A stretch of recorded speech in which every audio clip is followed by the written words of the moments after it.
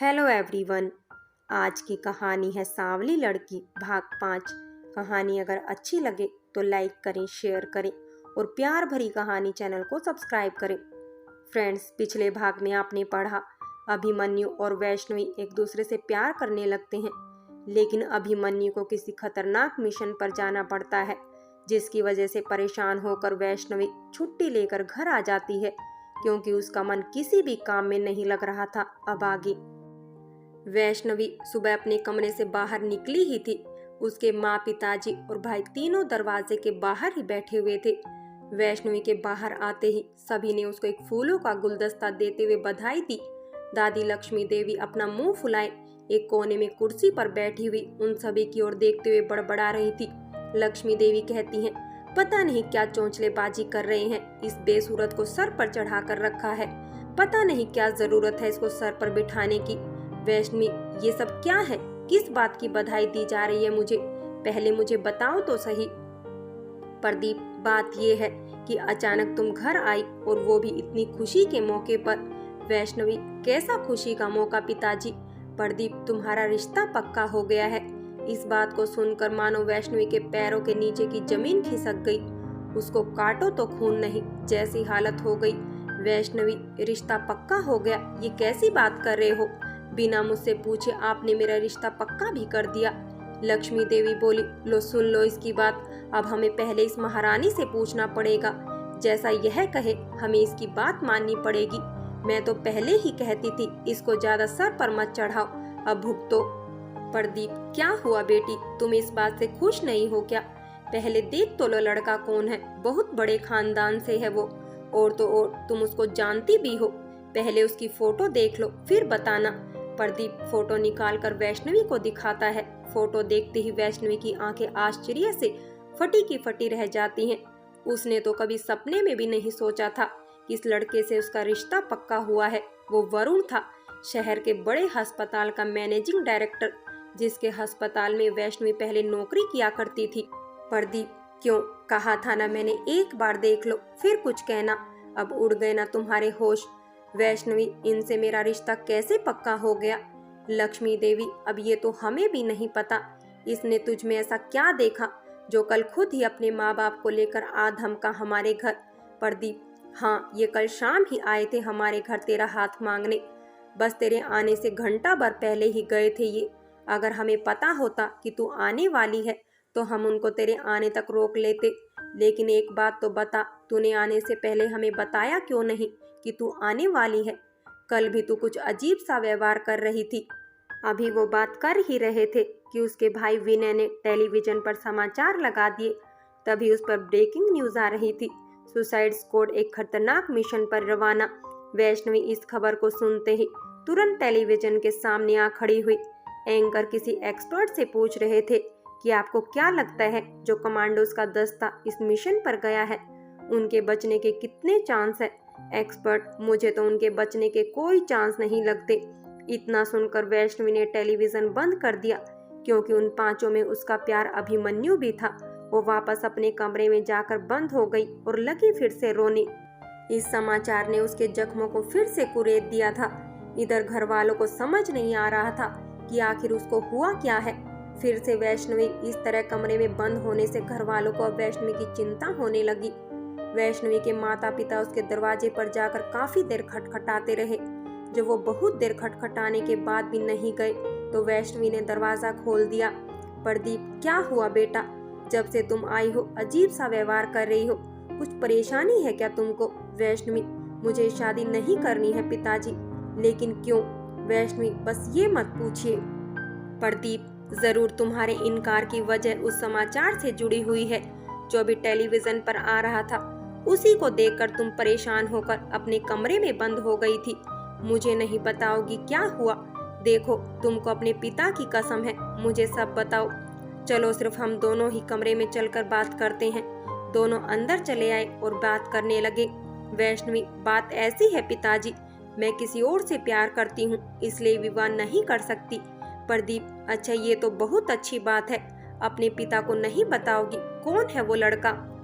वैष्णवी, वो NSG commando है पिताजी, उसका नाम है मेजर अभिमन्यु। और वही है जो एक खतरनाक मिशन पर गया है।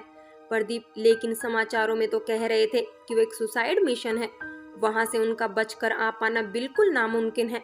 फिर तुम्हारा क्या होगा अगर तुम इस रिश्ते से मना कर दोगी और अभिमन्यु भी वापस नहीं आया तो इतना अच्छा रिश्ता हाथ से निकल जाएगा। वैष्णवी, मैंने भी फैसला कर लिया है पिताजी, अगर अभिमन्यु मिशन से वापस नहीं आया तो मैं कभी शादी नहीं करूंगी। प्रदीप, बेटा, ऐसे जज्बातों में बहकर कभी कोई फैसला नहीं करते। जिंदगी बहुत बड़ी होती है, अकेले काटे भी नहीं कटती।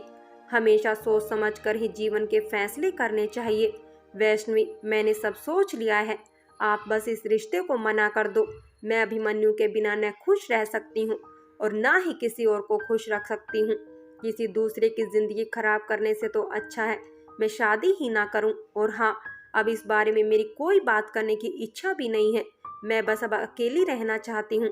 जब तक अभिमन्यु की सलामती की खबर नहीं आती, मुझे किसी से कोई बात करने की इच्छा भी नहीं हो रही है। फिर प्रदीप वैष्णवी के कमरे से मुंह लटकाए बाहर आ जाता है।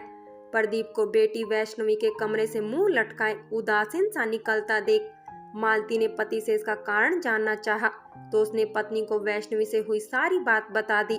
उसको सुनकर मालती का भी मन भारी हो गया। उसको अपनी लाडली के भविष्य की चिंता सताने लगी।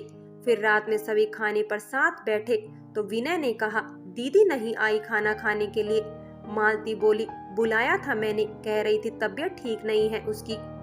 लक्ष्मी देवी बोली, तबीयत का तो सब बहाना है, आजकल नखरे बढ़ गए हैं उस महारानी के, सब कुछ अपने कमरे में ही चाहिए उसे, जैसे तो इस घर को वही चला रही है।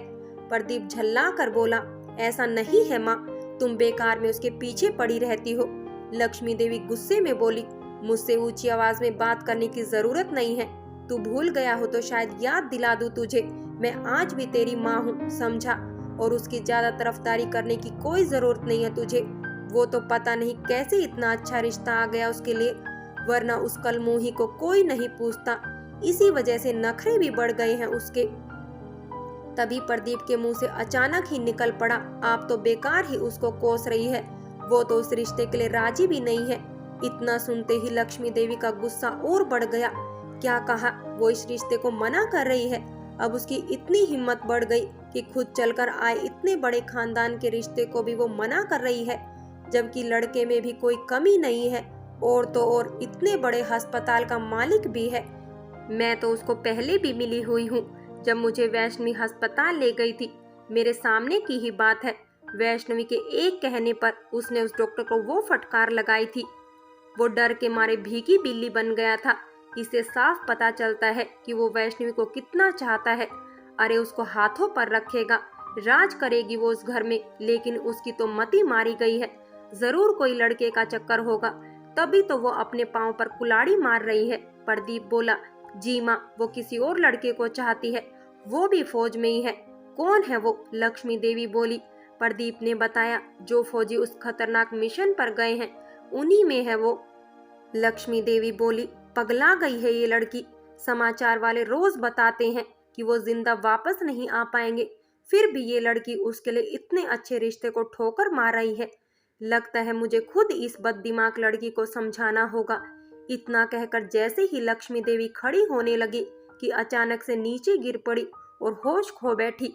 प्रदीप तुरंत भागा भागा वैष्णवी के कमरे की तरफ गया और दरवाजा खटखटाते हुए बोला, वैष्णवी जल्दी आकर देख, तेरी दादी को क्या हो गया।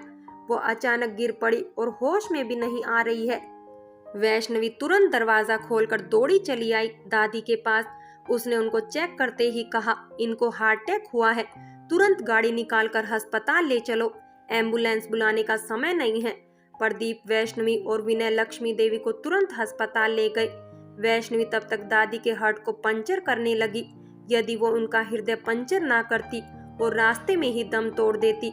वैष्णवी तो खुद ही एक सर्जन थी, उसको पता था कि स्थिति में उसको क्या करना चाहिए। जल्द ही वो अस्पताल पहुंच गए। वैष्णवी ने दादी को सीधे ऑपरेशन थिएटर में ले जाने को कहा और पूछा, इस समय ड्यूटी पर डॉक्टर कौन है? रिसेप्शन पर मौजूद व्यक्ति ने बताया कि ड्यूटी पर तो जूनियर डॉक्टर ही हैं, लेकिन आप पहले इनको उन डॉक्टर के पास ले जाइए, वही चेक करेंगे इनको क्या हुआ है। वैष्णवी बोली, मैं भी एक डॉक्टर ही हूँ, इनको हार्ट अटैक हुआ है और तुरंत ऑपरेशन होना भी जरूरी है। सीधे इन्हें ऑपरेशन थिएटर में ले जाइए। रिसेप्शनिस्ट बोला, हम ऐसा नहीं कर सकते। वैष्णवी गुस्से में बोली, भले ही किसी की जान चली जाए, लेकिन तुमको अपने नियमों की पड़ी हुई है।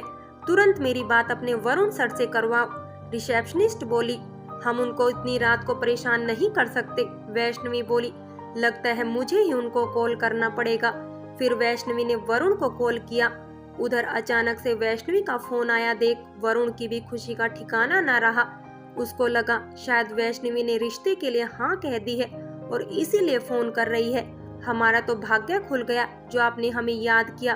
फोन उठाते ही वरुण बोला। वैष्णवी बोली, वरुण जी जरा इमरजेंसी है, दादी को हार्ट अटैक हुआ है, उनकी हालत नाजुक है और आपका स्टाफ इन्हें ऑपरेशन थिएटर में भी नहीं ले जाने दे रहा है, तुरंत फोन दो इनको। वरुण बोला। वैष्णवी ने रिसेप्शन वाले को फोन दिया तो वरुण बोला, जैसा ये मैडम कह रही है वैसा ही करो वरना नौकरी गई समझो। और हाँ, senior heart specialist doctor Gopal को भी अभी फोन करके यहाँ बुलाओ। उनसे कहो मेरा ही एक इमरजेंसी केस है, मैं अभी पहुँचता हूँ। उसके बाद तो सभी काम फटाफट होते चले गए। लक्ष्मी देवी को ऑपरेशन थिएटर में ले जाकर वैष्णवी ने ऑपरेशन शुरू कर दिया। उनके हार्ट में वॉल्व डालना था, जो कि गनीमत थी कि अस्पताल में मौजूद था और थोड़ी देर में डॉक्टर गोपाल भी आ गए थे। लेकिन उनके आने तक वैष्णवी ने आधे ऑपरेशन को सही अंजाम दे दिया था। आगे डॉक्टर गोपाल ने आकर उसकी मदद की ताकि कोई अन्य काम न रह जाए। ऑपरेशन को सफलतापूर्वक अंजाम दे दिया गया। वैष्णवी की ऐसी परिस्थिति में स्वयं के ही परिजन का कुशलतापूर्वक ऑपरेशन अंजाम देने से डॉक्टर गोपाल भी उसका कायल हो गया था। उसने वरुण से कहा, इनको तो अपने अस्पताल में ही होना चाहिए था, अब तक ऐसी कुशल सर्जन कहाँ छुपी हुई थी। वरुण ने कहा, देखना जल्द ही अपने ही अस्पताल में होगी। और हाँ, डॉक्टर के साथ साथ मालकिन भी होगी इस अस्पताल की। अस्पताल में सभी को पता था कि वरुण का रिश्ता पक्का हुआ है। उसकी बात सुनकर डॉक्टर गोपाल को पता लग गया था कि ये वही लड़की है जिससे इनका रिश्ता पक्का हुआ है और अब ये जल्द ही इनकी पत्नी भी बनने वाली है। फिर वो वरुण को बधाई देकर चले गए। फ्रेंड्स, बाकी की कहानी अगले भाग में देखें और कहानी अगर अच्छी लगी हो तो लाइक करें, शेयर करें और प्यार भरी कहानी चैनल को सब्सक्राइब करें।